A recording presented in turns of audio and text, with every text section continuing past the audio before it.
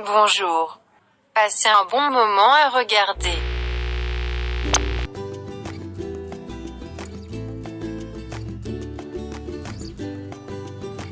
Halo, perkenalkan kami dari kelompok Perancis yang beranggotakan saya Destia Fitri Ardiana. Halo, nama saya Ahmad Maulana Arda Lubis. Saya Aura Saskia Zahwa Dinsta. Halo, saya Stefani Kristina. Saya Dita Audia Grisani. Halo semuanya, perkenalkan nama saya Dita Azalia Subarman. Pada kesempatan kali ini, kami akan menganalisa mengenai kebudayaan negara Perancis. Yuk teman-teman, mari kita simak video penjelasannya.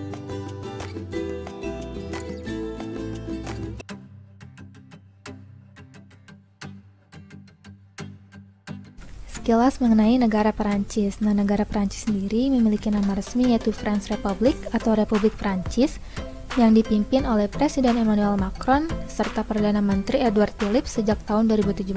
Nah, bentuk pemerintahan dari negara Perancis sendiri itu yaitu berupa Republik semi-presidensil dengan ibu kotanya Paris dan luas wilayahnya 643.801 km persegi dengan jumlah penduduk sekitar 67.364.357 jiwa. Nah, bahasa resmi yang digunakan oleh negara Perancis sendiri yaitu bahasa Perancis. Dan untuk mata uangnya mereka menggunakan euro dan hari nasionalnya jatuh pada tanggal 14 Juli dan untuk lagu kebangsaannya berjudul La Marseillaise dengan kode domain internet.fr dan kode telepon yaitu 33. Nah, untuk komoditas ekspor utama dari negara Perancis sendiri yaitu mesin dan peralatan, pesawat terbang, plastik, bahan kimia, produk farmasi, besi dan baja, kemudian ada minuman. Dan untuk komoditas impor utama dari negara Perancis sendiri yaitu mesin dan peralatan, kendaraan, minyak mentah, pesawat terbang, plastik, dan bahan kimia. Dan untuk batas negaranya sendiri, Perancis memiliki letak geografis yang sangat strategis. Di bagian utaranya, negara Perancis sendiri berbatasan dengan Selat Inggris, dan untuk di bagian selatan, Perancis berbatasan dengan Laut Tengah dan negara Spanyol.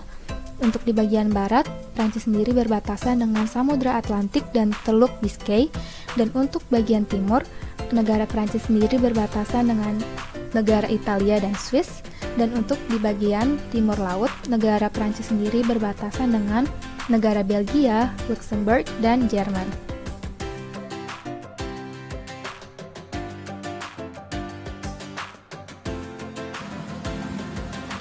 Narasumber kami adalah Dionysius Satria Artamas, seorang pemuda asal Jakarta, Indonesia berusia 21 tahun. Ia sempat tinggal di Perancis selama 2 tahun, dari tahun 2017 hingga 2019 untuk melanjutkan pendidikannya di sana. Ia menempuh pendidikan di Lycée de Gascogne Yotelerin at Tourisme Talence. Selama 2 tahun berada di Perancis, ia sempat tinggal selama 6 bulan di Lyon dan selama 1,5 tahun di Bordeaux.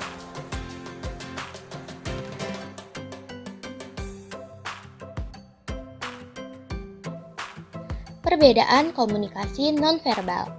Yang pertama, masyarakat Perancis sangat suka sekali menyapa orang terdekatnya menggunakan sentuhan seperti cium pipi kanan dan cium pipi kiri atau cipika-cipiki.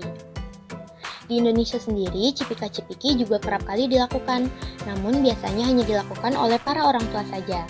Sedangkan di Perancis, para kaum mudanya juga menggunakan cipika-cipiki sebagai sapaan dengan teman-teman sebayanya. Yang kedua, orang-orang Prancis bukanlah orang-orang yang ekspresif. Mereka tidak terlalu suka berekspresi ketika berkomunikasi dengan sesamanya. Hal ini dikarenakan masyarakat Prancis memiliki stigma negatif terhadap orang-orang yang ekspresif. Mereka menganggap bahwa orang-orang yang ekspresif memiliki kecenderungan untuk berbohong atau mungkin mencuri. Yang ketiga, penggunaan rambu-rambu lalu lintas dan tanda-tanda umum. Di Prancis, tanda-tanda seperti ini digunakan dengan sangat jelas dan dipasang dengan sangat detail. Hal ini dikarenakan masyarakatnya menganggap tanda-tanda seperti ini sangatlah penting. Jadi, penggunaan tanda-tanda ini dimaksudkan untuk tercapainya pemahaman yang sama mengenai apa yang ingin disampaikan oleh simbol-simbol tersebut.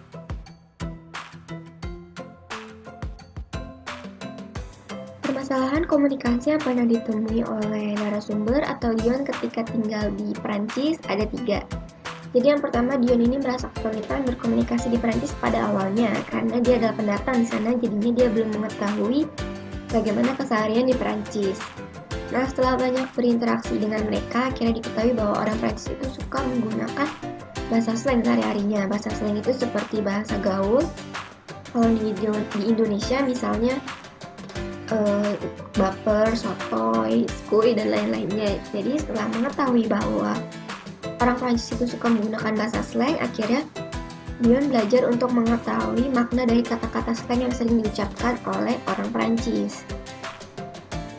Selanjutnya, Dion menyadari bahwa orang Prancis itu ternyata banyak yang tidak bisa berbahasa Inggris. Mungkin banyak dari kita yang masih beranggapan bahwa orang-orang yang tinggal di Eropa itu pasti bisa berbahasa Inggris, namun ternyata tidak. Jadi suatu hari Dion ini pernah bertanya dengan orang Prancis menggunakan bahasa Inggris, dan ternyata orang Prancis itu tidak paham dan mengabaikan Dion. Nah, karena memang Prancis ini kan dikenal sebagai negara yang rakyatnya ini sangat cinta, sangat bangga dengan negara sendiri. Jadi menurut mereka tidak perlu untuk mempelajari bahasa lain selain bahasa Prancis, karena bahasa Prancis pun sudah cukup baik dan cukup bagus bagi mereka. Makanya jika ada turis yang berkunjung ke Prancis tapi tidak bisa berbahasa Prancis, mereka akan terkena potensi diabaikan oleh orang-orang lokal di sana. Selanjutnya, orang Prancis ini kurang terbuka dengan orang-orang baru karena memang karakternya ini agak kaku. Bahkan jika dilempari senyum oleh orang lain, orang Prancis akan merasa bahwa ada makna lain di balik senyum tersebut. Nah, jadinya untuk bisa dekat dan bangun hubungan pertemanan dengan orang Prancis dibutuhkan waktu yang lama, karena sulit untuk membangun kepercayaan dengan orang lain, apalagi jika orang itu baru mereka temui. Di masyarakat Prancis sendiri jarang berkembang stereotip budaya di dalamnya. Namun, masyarakat Prancis memiliki beberapa stereotip kepada orang-orang Asia, seperti pintar mengerjakan matematika dan juga memiliki mata yang sipit.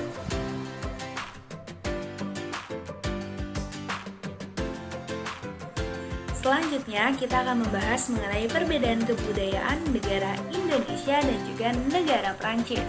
Nah, yang pertama adalah negara Indonesia menggunakan kebudayaan konteks tinggi dan negara Prancis menggunakan kebudayaan konteks rendah. Menurut antropolog Hall, orientasi konteks dibagi menjadi dua, yaitu orientasi konteks tinggi dan juga orientasi konteks rendah. Nah, sebenarnya apa sih bedanya kedua konteks tersebut? Langsung aja kita kasih contoh yang lebih mudah nih teman-teman. Jadi, orang Indonesia ketika melakukan komunikasi, sebenarnya orang tersebut menyimpan banyak informasi, namun yang bisa dibagikan hanya sedikit. Sedangkan orang Prancis ketika menyampaikan sebuah pesan atau informasi, yang disampaikan adalah informasi yang sangat besar nih teman-teman. Kenapa seperti itu? Karena orang Indonesia lebih cenderung mengungkapkan informasi tersebut secara terbelit-belit atau banyak basa-basi, sehingga pesan atau informasi yang disampaikan pun tidak maksimal. Sedangkan orang Prancis ketika menyampaikan sebuah pesan itu langsung to the point, sehingga informasi atau pesan yang telah disampaikan tersebut memiliki informasi yang cukup banyak atau lebih besar. Perbedaan yang kedua, negara Indonesia adalah negara dengan kolektivisme, sedangkan negara Prancis adalah negara individualisme. Negara dengan kolektivisme pada dasarnya melihat diri mereka sebagai bagian suatu kelompok dibandingkan melihat diri mereka sebagai individu yang bebas. Nah, sedangkan negara Prancis sebagai negara individualisme menganggap individu adalah berdaulat dan berdiri sendiri.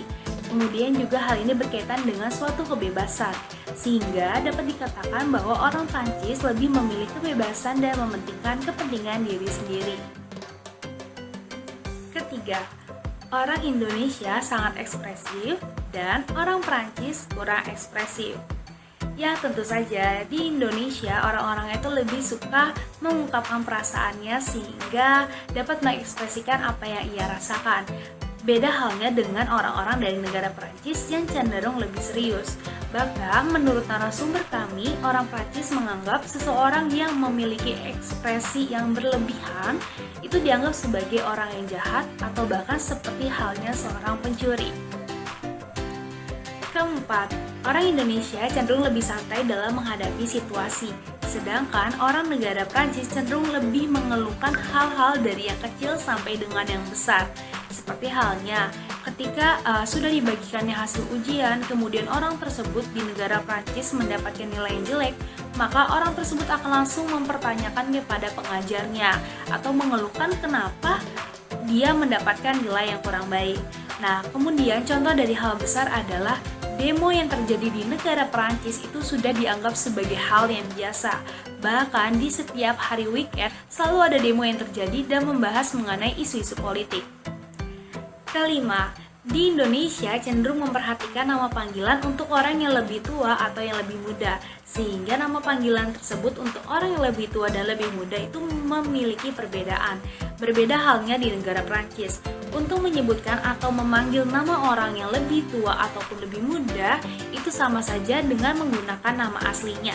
Contoh, misalkan nama orang tua saya adalah Thomas dan Jane. Nah, di Indonesia tentu saja kita akan manggilnya dengan Bapak Thomas dan Ibu Jane. Namun di negara Prancis untuk menyebutkan nama orang tua kita bisa langsung panggil dengan Thomas ataupun Jane. Perbedaan yang keenam adalah orang-orang negara Indonesia cenderung lebih senang menggunakan transportasi pribadi dibandingkan transportasi umum. Berbeda halnya di negara Prancis, orang-orangnya lebih suka menggunakan transportasi umum.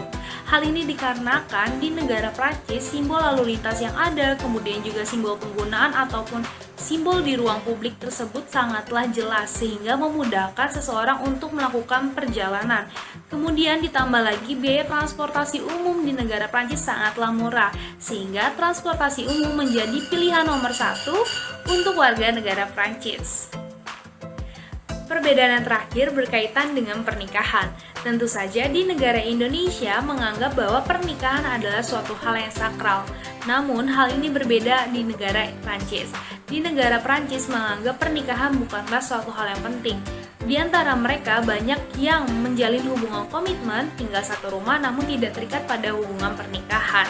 Mereka tidak menganggap pernikahan sebagai suatu hubungan yang serius karena mereka kurang menyukai konsep dari pernikahan. Bahkan perceraian adalah hal yang wajar dilakukan dan tidak perlu dipermasalahkan. Nah, itu dia terkait dengan perbedaan kebudayaan di negara Indonesia dan juga negara Prancis.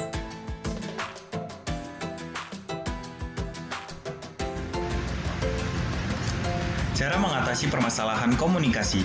Untuk bisa beradaptasi dengan kebudayaan Prancis, Dion harus belajar terkait kebudayaan yang ada di sana. Contohnya seperti lebih mengontrol diri ketika berinteraksi dengan orang lokal dan lebih open-minded tentang kebudayaan yang ada di sana. Selain itu, ketika memang terjadi suatu konflik atau masalah, biasanya Dion itu langsung berbicara kepada pihak tersebut agar tidak terjadi kesalahpahaman yang lebih mendalam. Selama berada di Prancis, Dion belum pernah terlibat dalam konflik yang serius dengan masyarakat lokal. Menurutnya, orang Prancis itu tidak suka berurusan dengan orang lain, kecuali menyangkut kepentingan umum. Satu-satunya konflik yang ia tahu selama berada di Prancis yaitu, orang Prancis sering melakukan demo setiap minggunya. Walaupun demikian, ia mengaku bahwa tidak pernah terlibat dalam aksi demo tersebut.